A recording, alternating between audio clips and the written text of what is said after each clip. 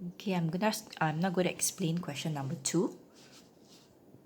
Okay, so before we start the question, remember to always look at the year end. Okay, in this case, my year end is 31st August 2017.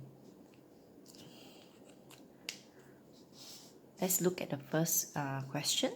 Prepare the following accounts. I need to prepare the insurance expense account. Hence, okay, remember our 3 steps. Okay, step 1. On 1st Feb 2017, a check of $20,400 was issued to pay for insurance. Okay, so step 1, I record the amount that was paid. Okay, it was paid by check. So I record debit insurance expense, okay, credit cash at bank. The amount will be $20,400. Okay, step 2. Adjust for your para adjustments. Okay, the annual insurance was $25,000.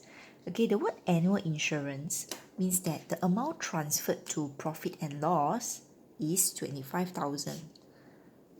Okay, if I draw the diagram, my year ends on 31st August. Okay, look at the question.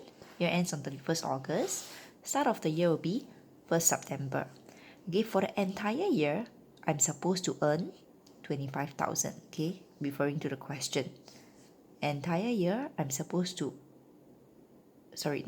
I'm supposed to incur $25,000. But I have only paid $20,400. Okay, so there's this amount that I have not paid but I have incurred because I am supposed to pay $25,000. It's just that I have not paid. I only paid $20,400. Hence, there's this part that has not been paid, okay, which is owing. This amount will be my accrued insurance. And the amount of accrued insurance would actually be $4,600. Okay. And what do we do to the journal entry? Okay, because I need to add to my expense. Okay, there's an expense that is incurred. It's just that I have not paid yet. Debit expense. Okay, my expenses will actually go up. Okay, credit accrued insurance.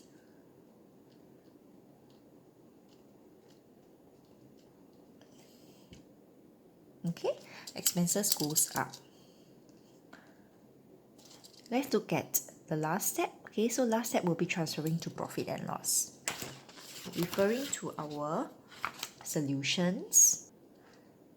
Okay, my insurance expense, debit is a plus, credit is a minus. Okay, my insurance expense goes up by $20,400. Okay, debit insurance expense, $20,400. Opposite account, credit cash at bank. Take note that for the date, I record because the date is given. Okay, the date that the business paid the check was given. I'll record the date that the business paid the check, which is on February 1st. Okay, then what's next? On the last day of the year, I have to adjust for expenses and accrued insurance. So my insurance expense goes up because I incur $4,600. Okay, opposite account because I have not paid yet is accrued insurance. Take note, the date is on the last day. Okay, all para adjustments are done on the last day of the year. Okay, so now it brings me to 25,000. Okay, see that it actually matches what was given in the information. The annual insurance is $25,000. Okay, last step, transfer to profit and loss. Okay, I need to make it to 0, so I'll credit $25,000. Okay, moving on to the next account, the commission income account. Okay, step 1. Okay, Grace received a check amounting to $9,000 for commission income. Okay, so step 1 says that I need to record the amount that is received, which is $9,000. So cash at bank goes up by 9,000, commission income goes up by 9,000. Okay, debit cash at bank, credit commission income. Okay, step 2. Out of which $1,000 was for September 2017. Okay, if I look at the question, my year end is August. $1,000 is for September, okay, which is after the year end.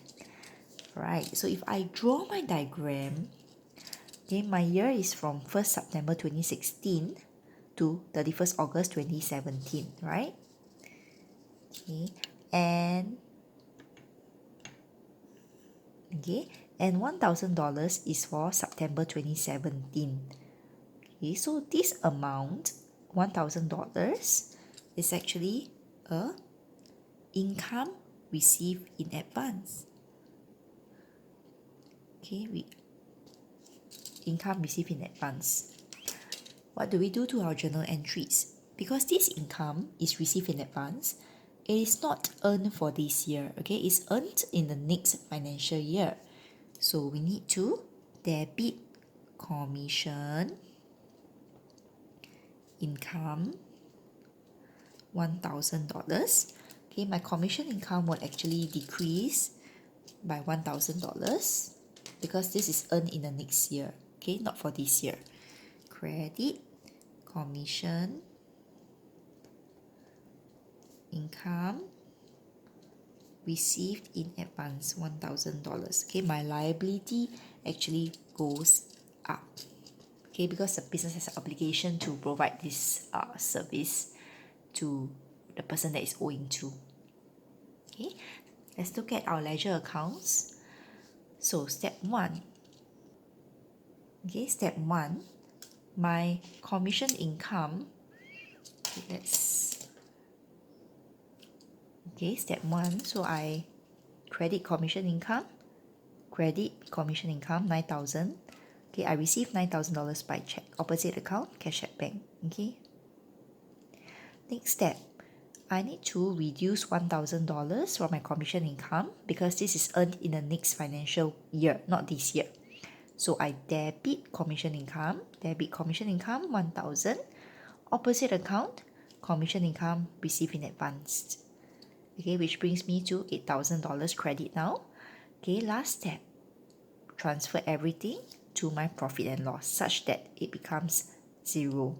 Okay, we need to zeroize the commission income account. Okay, I'm just going to explain part C.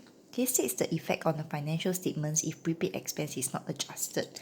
Okay, first thing, what is financial statements? Financial statements are actually your income statement and balance sheet. Okay, so you need to talk about your income statement accounts and your balance sheet accounts. If prepaid expense is not adjusted,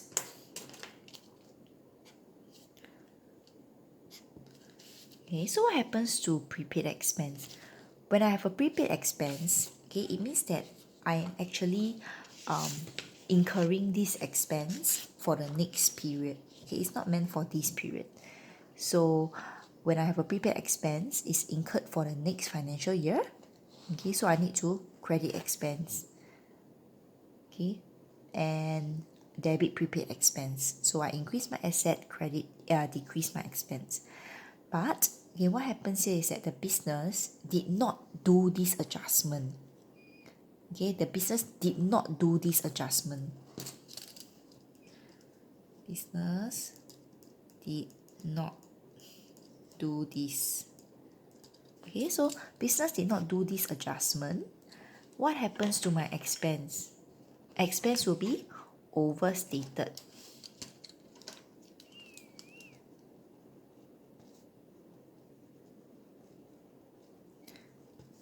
Okay, because they did not decrease expense, right? So my expense is now more overstated.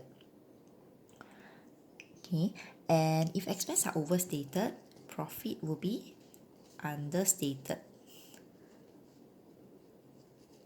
Okay, because if you remember your profit, okay, profit equals to income minus expense. Okay, so if expense is overstated,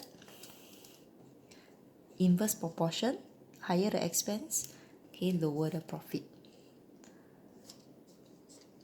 And we have concluded the effect on income statement. Okay, the effect on balance sheet. So if I did not record a prepaid expense, okay, I did not record down the asset, Okay, obviously, okay, my asset will be understated because I did not record the prepaid expense. Okay, so this will be your answer.